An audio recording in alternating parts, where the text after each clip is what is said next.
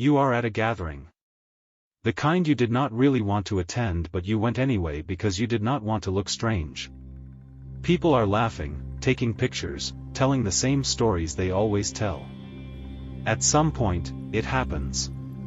It always happens.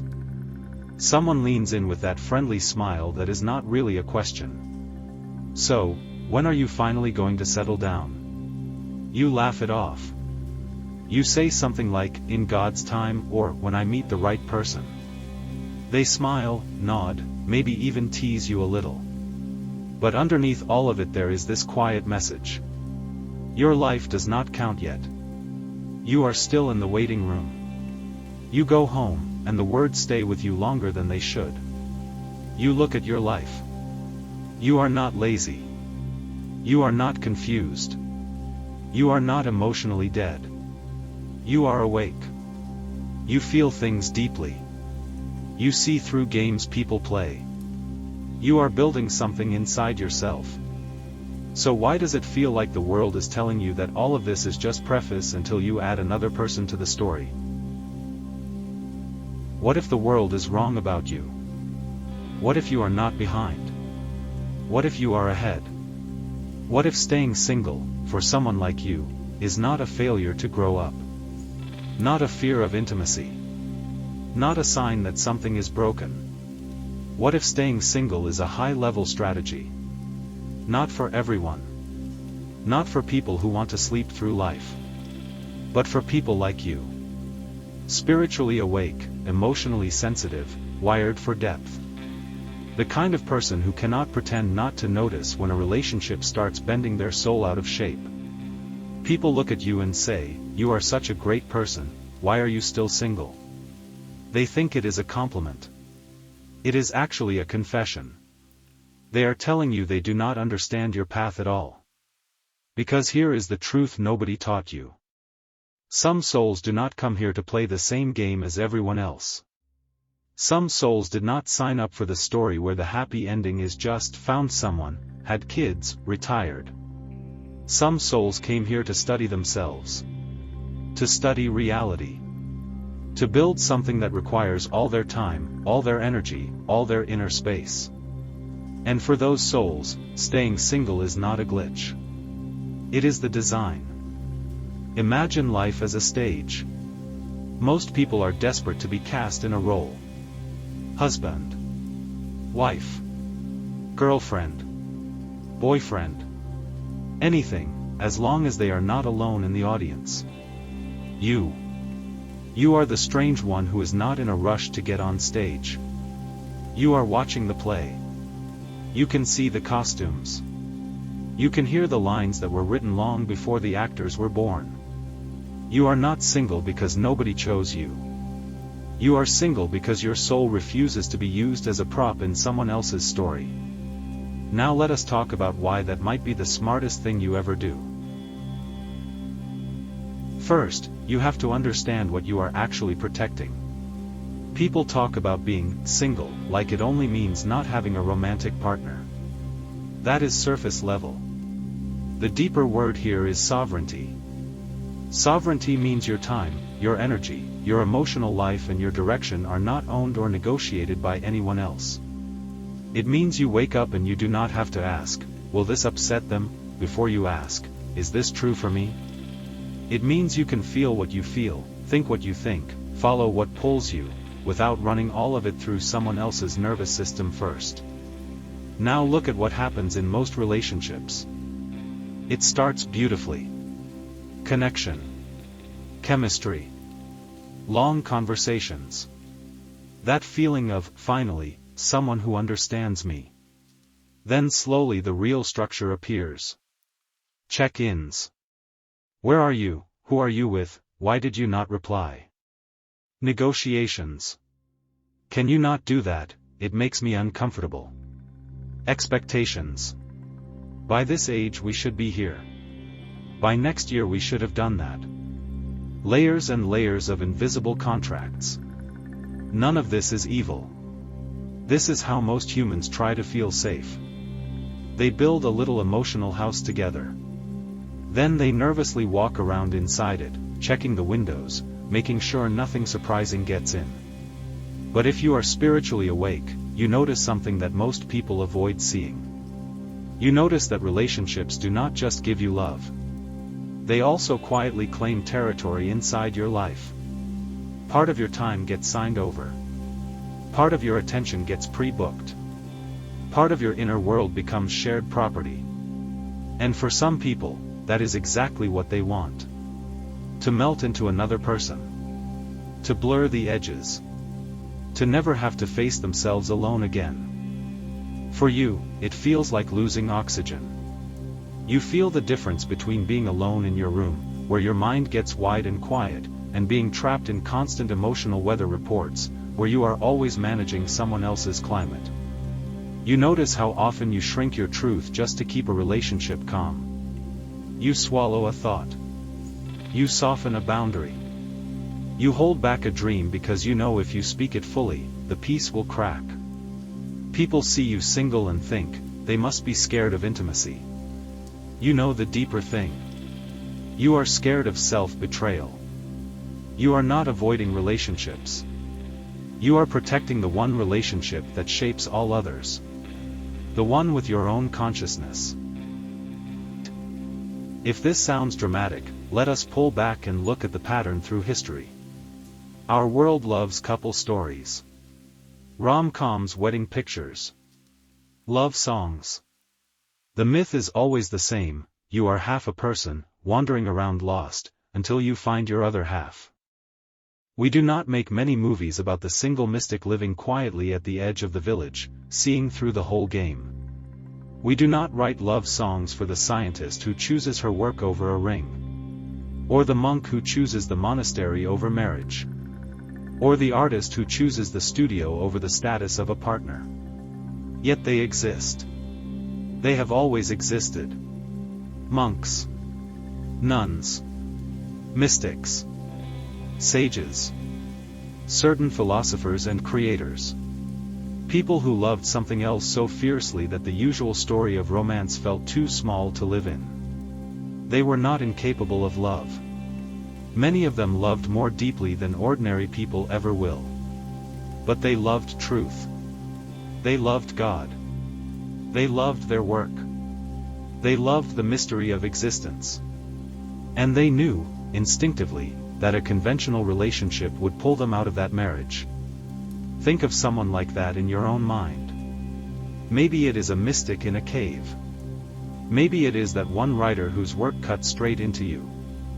Maybe it is that strange wise person in your community who never married and never seemed bothered about it. These people are not mistakes in the system. They are the ones who step out of the system to watch it. Alan Watts used to say that life is like a dance or a piece of music. The point is not to get to the end as fast as possible. The point is to enjoy the movement, the play, the shapes you make along the way. Some people come here to dance the couple dance. Some people come here to dance with reality itself. If you feel more alive reading philosophy than flirting. If you feel more honest meditating alone than playing romantic games. If you feel more pulled to understand why you are here than to create a traditional family. Maybe your preference for solitude is not a trauma response. Maybe it is a talent for depth. Now, let us be real about relationships for a moment. Take away the romance and just look at the energy. A normal relationship requires a massive amount of daily management. Messages. Calls. Emotional check-ins. Misunderstandings. Apologies. Compromises. Negotiations with families. Negotiations about money. Negotiations about the future. Imagine you had a battery icon over your head. Every one of those interactions takes a little sliver of charge. If you are a spiritually awake person, you do not only see what is said. You feel what is underneath what is said. The tension behind the words. The fear behind the request. The unspoken expectation behind the casual comment. So for you, each interaction is heavier than it is for someone who floats on the surface. You go on a simple date and come home with 10 emotional files open in your mind. You meet the family and your body picks up 3 generations of unresolved drama. You have one argument and your nervous system is lit up for days. Most people enter relationships to escape themselves. You are trying to go deeper into yourself. Those goals do not mix well. Let me give you a picture. Imagine an awake person who decides to try a relationship because they are tired of being asked when they will settle down. At first it is sweet. Movie nights. Good morning texts. I miss you. Then slowly, they notice something. Their meditation time gets pushed to the corner. Their journaling gets replaced with late-night calls. Their creative work gets squeezed between errands and emotional emergencies. Their plans start to revolve more around us than around their soul. At some point, they wake up one morning and feel it in their chest. This relationship is not evil. This person is not bad. But the structure is not built for someone who cannot stay asleep. It is like trying to read a sacred text in the middle of a noisy party. It is not that parties are wrong. It is that you came here to read. Most relationship structures are not designed for those who came to read. So when you feel suffocated in dynamics that everyone else seems fine with, understand this. You are not too sensitive.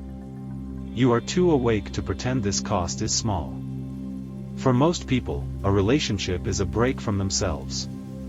For you, it might be a break from your soul. If you tracked your energy like money, would you still spend this much on being understood? So what is the alternative? Staying single and scrolling forever? Just floating in limbo, waiting for some theoretical person who finally fits? No. That is not smart. That is just passive. If you are going to stay single in a spiritually awake way, it cannot be an accident. It has to be strategic. Think of it like this: you are running a training camp for your own soul. Strategic solitude means you stop treating your single life as a waiting room and start treating it as a monastery, a studio, a dojo. It means you design your days around the kind of person you want to become, not around the kind of person you hope to meet.